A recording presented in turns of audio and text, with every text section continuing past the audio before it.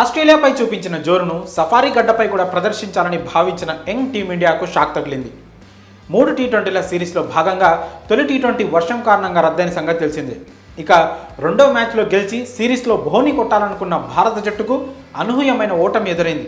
ఈ మ్యాచ్లో కూడా వర్షం పడడంతో డక్వర్త్ లూయిస్ పద్ధతి ప్రకారం 5 వికెట్ల తేడాతో బ్రిటిష్ జట్టు విజయం సాధించి సిరీస్లో 1-0 ఆధిక్యంలోకి వచ్చింది. ఇక నిర్ణయాత్మక మ్యాచ్లో గెలిచి సిరీస్ను సమం చేయాలని టీమిండియా భావిస్తోంది. ఈ నేపథ్యంలో మూడో టీ20 కోసం జట్టులో భారీ మార్పులు చేసుకుని బరిలోకి దిగుతున్నట్లు సమాచారం.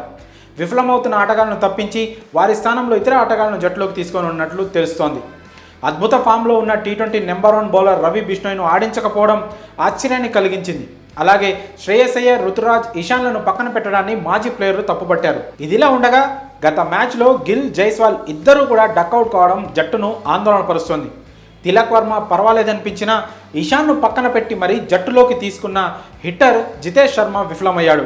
దీంతో మళ్ళీ అతడి ప్లేస్లో ఇషాన్ను తీసుకునే అవకాశాలు కనిపిస్తున్నాయి. కుల్దీప్ సైతం పెద్దగా ప్రభావం చూపించకపోవడంతో మూడో టీ20లో భారీగా మార్పులు చేయాలని టీం మేనేజ్మెంట్ భావిస్తున్నట్లు తెలుస్తోంది. ముఖ్యంగా కుల్దీప్, జితేష్, గిల్లను పక్కన పెట్టే అవకాశాలు కనిపిస్తున్నాయి. వీరి స్థానాల్లో వరుసగా బిష్ణోయ్, ఇషాన్, రుతురాజులను టీంలోకి తీసుకునే ఛాన్సులున్నాయి.